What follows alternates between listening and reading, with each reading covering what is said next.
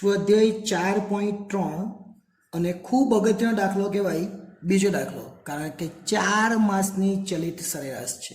એ પહેલા દાખલામાં પણ મેં તમને કીધું 3, 4 અને 5 એમ 3 માસની ચલિત વાળો તો આપણે દાખલો કર્યો. 5 વાળો પણ ઇઝી છે, પણ 4 વાળો થોડોક ધ્યાન આપીને જોવા પડે એવો દાખલો છે.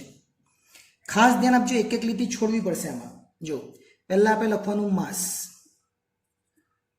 પછી એક એક લીટી છોડીને હું લખું છું. જો જાન્યુઆરી પછી કયા માસમાં પહેલા લખવાનું જાન્યુઆરી, જાન્યુઆરી પછી ડાયરેક્ટ ડિસેમ્બર સુધી લખવાનું છે, એટલે પછી ફેબ્રુઆરી, માર્ચ, એપ્રિલ, મે, જૂન, જુલાઈ, ઓગસ્ટ, સપ્ટેમ્બર, ઓક્ટોબર, નવેમ્બર અને ડિસેમ્બર. હવે એક એક લીટી કેમ છોડીએ પછી સમજાવું, જોઈ લેજો જરાક. પછી ટી લખવાનો. ટી એટલે જેટલા મહિના છે એટલા ટી લખી દેવાના. હોય કેટલા? તો 1, 2, 3, 4 એમ લખી દેવાનું બધામાં જ.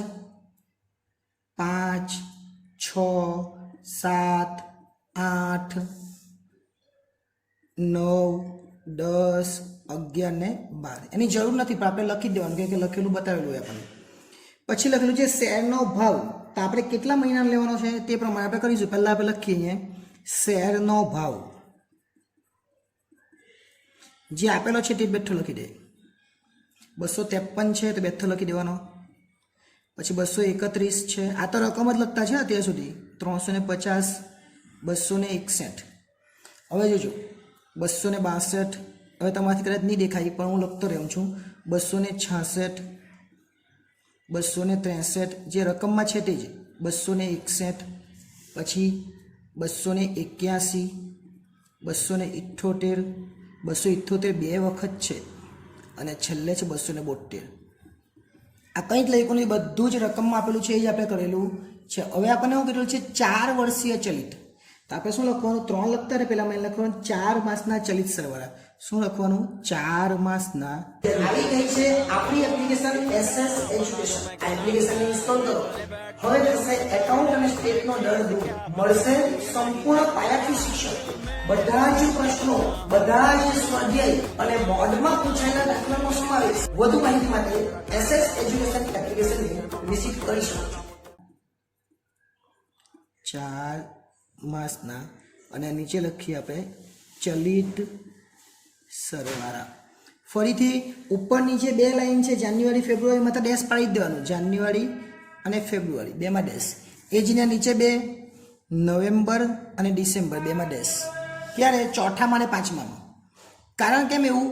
કેમ કે જ્યારે આપણે લખવાના છે એ 4 વર્ષ છે, તો આ 4 વર્ષનો લખવાનો સરવાળો, અને 4 વર્ષનો સરવાળો વચ્ચે લખવાનો, એટલે ફેબ્રુઆરી અને માર્ચની વચ્ચે. એટલે મેં એક લીટી છોડાવેલી. જો ફેબ્રુઆરી અને માર્ચની વચ્ચે એટલે અહીંયા લખવાનું. કેવી રીતના 4નો સરવાળો? તો પહેલાં જો 253 છે, પછી 231 છે, પછી 350 છે, અને પછી 261 છે. એટલે આ લેખા 253, 231, 350 અને 261. આ 350 અને 261 આ બધાનો સરવાળો કરી દેવાનો. એટલે સરવાળો થાય 1095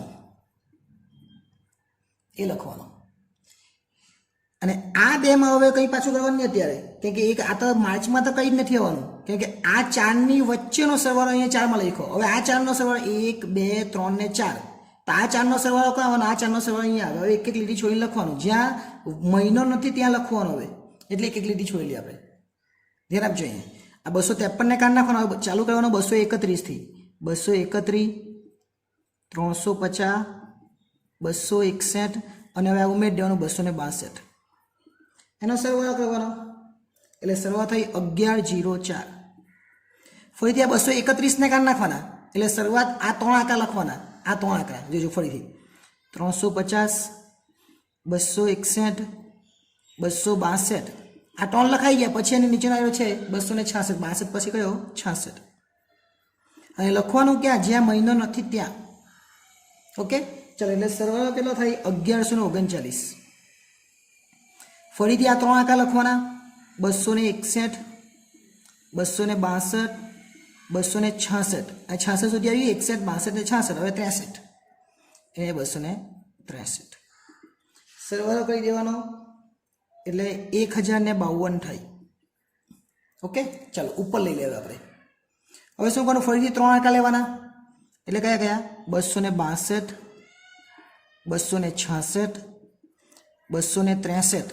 63 સુધી આવેલો હવે કયો વધ્યો તો 61, એટલે હવે લઈ લઈએ આપણે 261. આ 4 4 નો સરવાળો કરવાનો એટલે થાય ફરીથી 1052.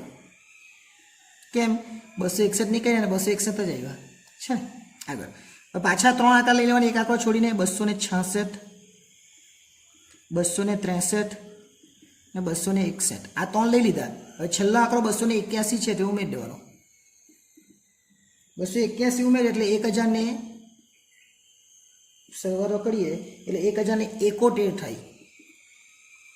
ચાલો હવે ફરીથી આ 3 આંકડા છે તે લઈ લે 263, 261, 281 અને 81 પછી કયો છે 278, એ લખીએ 278. સરવાળો કરી દેવાનો એટલે 1083 થાય. આટલું તો દેખાતું હશે. હવે ઉપર લઈ લે. હવે આ જ કરવાનું છે કેમ કે આ બે તો ખાલી જ છે છેલ્લા તો, બરાબર ને. ચાલો 3 આંકડા 261 છે, 281, 278 અને 78 પછીનો આંકડો ફરીથી 278 જ છે એટલે કેટલા થવાના 1098. હવે એક લીટી છોડીને કરી નાખીએ 3 આંકડા એટલે 281, 278, ફરીથી 278 અને છેલ્લે લેવાના 272. એટલે એનો સરવાળો કરે એટલે કેટલા થાય 272 આવી ગયા ને. હવે તો કંઈ આવવાનું નહીં એટલે હવે પટી ગયું આપણા 272 એટલે 2 નહીં આવ્યા. 1109. આ થઈ 4 માસના ચલિત સરવાળા. જો જગ્યા ઘટવાની છે એટલે ખાસ ધ્યાન આપીને જોજો. હવે શું કરવાનું તે 4 માસ થઈ જાય પછી હવે આ જે છે એ સરવાળાને ભાગ્યા 4 નહીં કરી દેવાના. ભાગ્યા 4 કરતા જવાબ નહીં આવે. કેમ કે આમાં તો કોઈ મહિનો જ નથી. જો કયા મહિનાનું તો ફેબ્રુઆરી માર્ચની વચ્ચે. તો હવે 2નો સરવાળો કરવાનો અને વચ્ચે લાવવાનું એટલે કોની જો 2 કિંમતના સરવાળે લખવાનું. 2 કિંમતના સરવાળા. 2 કિંમતના સરવાળા એટલે હવે હું સરવાળો નથી કરતો, એમાં લખો એટલે લખવાનું પણ હું કરતો નથી. જો અહીંયાથી લખું આ લાઈન પાડજો, આ વ્યવસ્થિત જગ્યા નથી ને એટલે મેં એનાથી લખું 1095 વત્તા 1104 એટલે આ બંનેનો સરવાળો 1095 વત્તા 1104 એટલે 2199 થાય. હવે પાછા આ બંનેનો સરવાળો, આ બેનો સરવાળો ને, હવે આ બેનો સરવાળો અને પછી એ લખવાનો આ બેનો સરવાળો, 2નો સરવાળો કરી દેવાનો. આનો થાય 2243.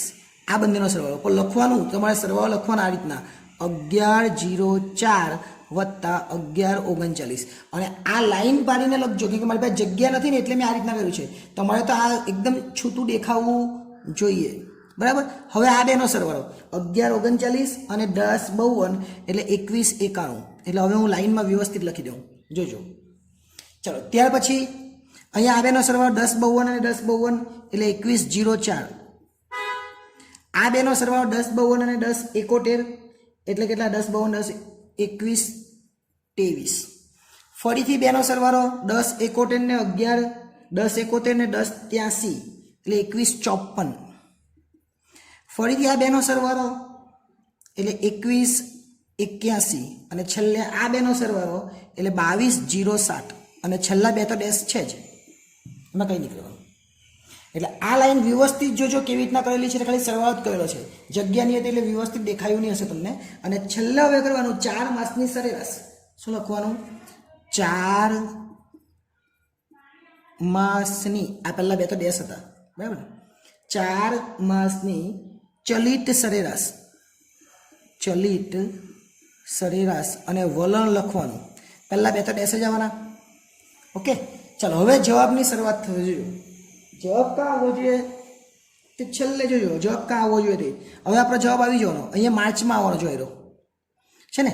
પછી કેવું હતું ફેબ્રુઆરી અને માર્ચની વચ્ચે આવતો તે મેં લીધું એટલે 2199 ભાગ્યા કેટલા કરવાના તમારે આ 4 ને આ 4 4 ને 4 બે સરવાળો કરો એટલે ભાગ્યા 8 કરવાના. એટલે આ જે રકમ છે ને 8 રકમનો સરવાળો છે. એટલે આ 4 અને આ 4 અને એ 4 એટલે 11 10 95 અને 11 4 એટલે આ 4 ને 4 8 થઈ ગયા એટલે 2199 ભાગ્યા 8 આપણે કરવું પડે. એટલે માર્ચમાં કેટલા લખવાના 2199 ભાગ્યા 8 અને એનો જવાબ માર્ચમાં લખવાનો 274.88. ઓકે ચલો હવે શરૂઆત કરીએ આગળ. હવે તો ઇઝી થઈ ગયું, ખબર પડી ગઈ. 2243 છે એના ભાગ્યા 8 કરવાના. 2243 ભાગ્યા 8. તમે આ બધાની વચ્ચે એક એક લાઈન પાડી દેજો, એમ એક લાઈન એમ દોરી દેજો એટલે તમને પ્રોબ્લેમ નહીં થાય. 2243 ભાગ્યા 8 કરવાના એટલે 280.38. અને આ રકમ ક્યાં લખાવવી જોઈએ તો જે તે મહિનામાં જોઈએ, માર્ચમાં લખાઈ આવી રહ્યા, આ એપ્રિલમાં, હવે મેમાં આવવી જોઈએ. એટલે 2191 ભાગ્યા 8. 2191 ભાગ્યા 8 એટલે 273.88. હવે જૂનમાં તો 2104 ભાગ્યા 8. 2104 ભાગ્યા 8 એટલે 263 થાય. તે પછી 2123 એટલે 2123 ભાગ્યા 8. 2123 ભાગ્યા 8 એટલે 265.38 આવે.